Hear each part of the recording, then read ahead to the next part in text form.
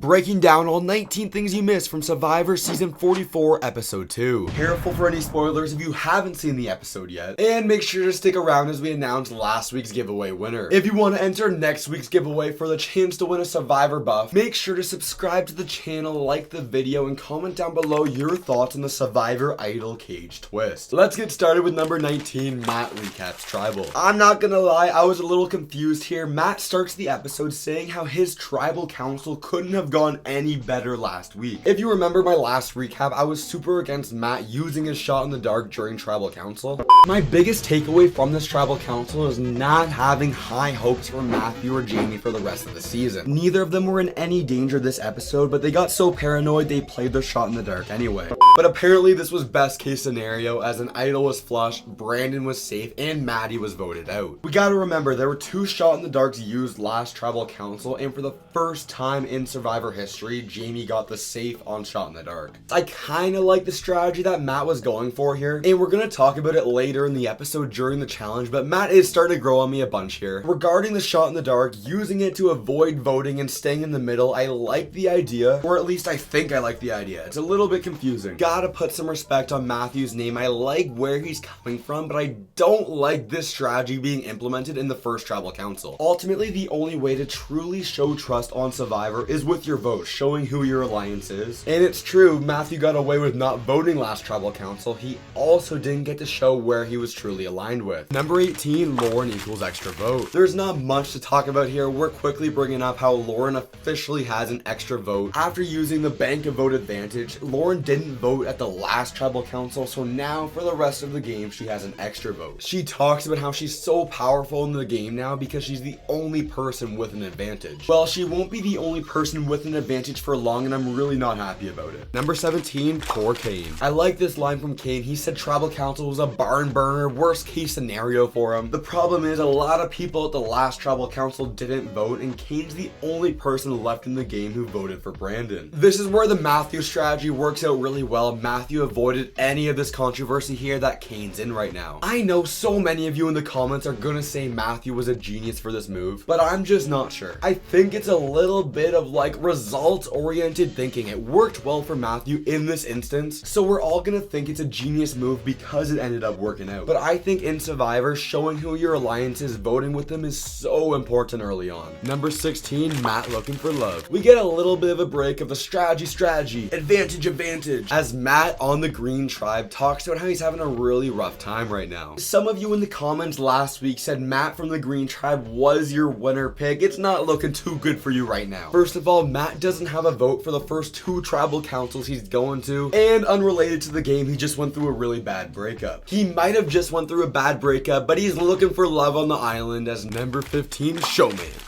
We knew we were gonna see a little bit of a showmance going into this episode between Franny and Matt. Are we gonna call this showmance Manny, or are we gonna call them fat? Ultimately, I'm still undecided if I think this is on the cute side or on the cringy side, but I do think Matt's more invested into the showmance than Franny is, as Matt tells her he doesn't have a vote for the next 2 Tribal Councils. On this Green Tribe, Heidi acknowledges that the showmance exists, and Claire does not approve of it at all. As we see Omar bring up on Twitter, why does Claire hate love? Number 14, Tika check-in. This and like the next 20 minutes is the part of the episode I hate the most. And before all of you in the comments start attacking me, let me rephrase that a little bit. This is the part of the episode I would have hated the most if the casting team didn't do such a good job with these players. We're gonna spend with what feels like half the episode on idol hunts on all 3 of these tribes, and if it wasn't for so many great confessionals and great moments that we're gonna talk about, I would have been so against this. Number 13, Tika key hunt. We're gonna start with seeing Carolyn climb a tree looking for the key, as we see Carolyn freaking out about the idea of climbing a tree and looking for an advantage on Survivor, which, come on, we would all be in that same situation, freaking out about being in that situation on Survivor. Carolyn gives a big reaction, and so for like half a second I think she finds the advantage, but no, it's just a snake. Number 12, KANE in trouble. Like I said, we're gonna be bouncing from tribe to tribe to tribe, the Green Tribe, the Orange Tribe, the Purple Tribe, as they're all looking for idols, but they're able to make it work here as we see different relationships form as they're looking for the idols. My Canadian boy KANE is in big trouble on the Orange Tribe, voting for Brandon at the last tribal council, and he makes the worst mistake you can make in Survivor here, getting caught looking for the advantage. It doesn't come off smooth at all. He says he's looking for firewood, but then tells the tribe, look, there's a crab here. KANE, come on, why are you looking for firewood in a random tree? Number 11, Danny on green. If you're checking your watch or looking at the time, we are still looking for idols on all 3 of these tribes. Danny ends up finding the idol key. He's freaking out about it, and I'm gonna use this picture every chance I get. It's a breath of fresh air in the new era of Survivor, seeing someone being able to keep a secret about an advantage. And there's actually no way Danny does a happy dance after finding the idol key. He does the floss with a machete. Number 10, Jeff says to play Survivor. We get an ad of Jeff Probst telling us if your dream is to play Survivor, you should apply it. And this is really serious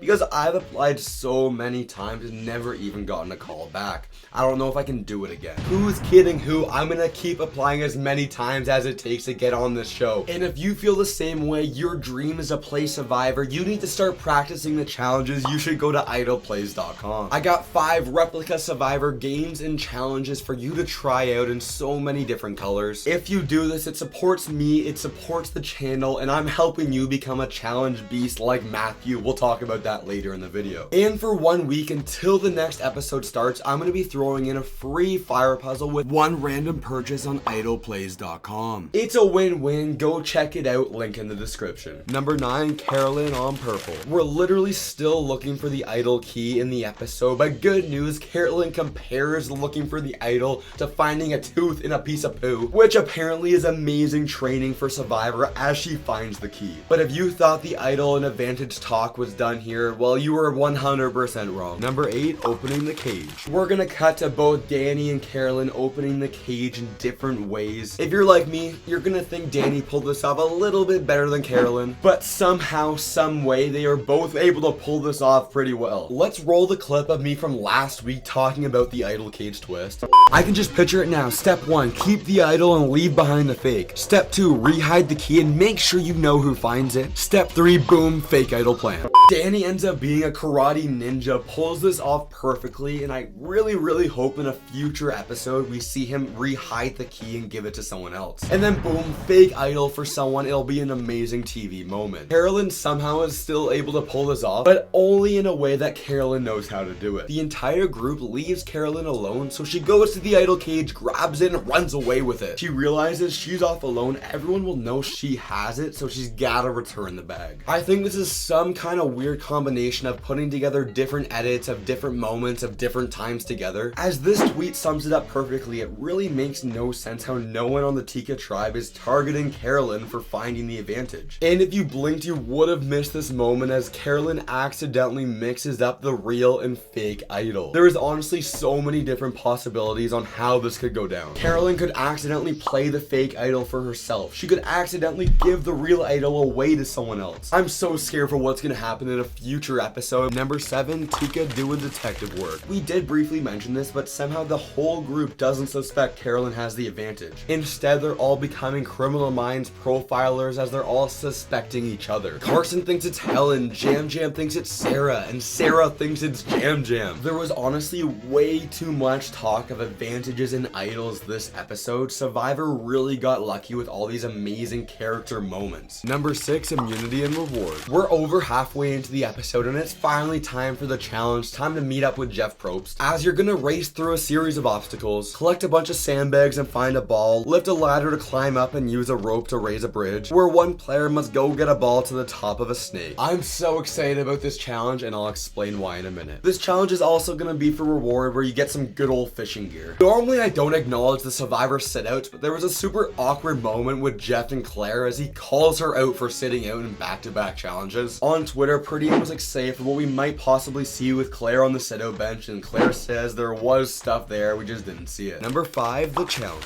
Yeah, for sure, whatever. The first bits of the challenge were fun to watch, but we all knew it was gonna come down to the snake. And I was so excited to watch it as I tweeted this out during the episode, and later on when we found out that Matt did the challenge as well, I tweeted this out. Not only do I sell a scoreboard of the snake challenge on Idle Plays, but I also sell an actual version of the snake as well. Let's go! I love Survivor. And having my own real full-size version of this challenge, I felt in the moment it was so cool to watch this. I'm super pumped to see what will be in store from Matthew on the Orange Tribe, as from episode 1 to episode 2, I'm much higher on him now. As Orange comes in first place, Green comes in second place, meaning someone from my favorite tribe, the Tika tribe, is going home. Number 4, Survivor Superfan. Was seeing Tika talk about how crazy it was that Matthew built a life-size replica of the snake, I'm starting to think I'm a little bit of a weirdo for building all these Survivor challenges. The thing is, everyone now knows that Matthew's a crazy superfan for building these challenges, but no one knows Carson's a crazy superfan for doing the same thing. Leave a comment down below if you think it's better to be left a secret if you build your own Survivor challenges or not. And it's a good time to go plug it again. If you love Survivor challenges, go check out Idle Plays. What are you doing? Number 3, Tika in Danger. We're gonna see Carson in the middle on this Tika tribe between the young people of Sarah and Helen and the weird crazy people of Jam Jam and Carolyn. The issue here is stupid new school small tribe Survivor people are always losing votes, and Sarah's not gonna have her vote for this tribal council. This is fully speculation. I haven't seen any exit interviews or have any behind the scenes information, but I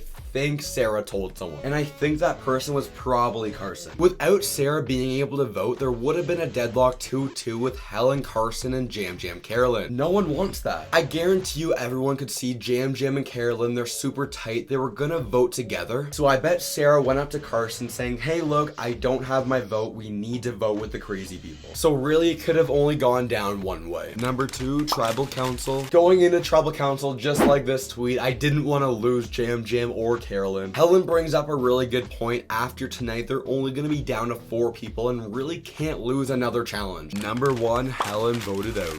It's always so crushing to see someone feel so destroyed and just emotionally hurt about being voted out. Anyways, congratulations Sydney, you're this week's giveaway winner. I'll announce a new giveaway winner next week, and click right here for every Survivor first boot ranked worst to best.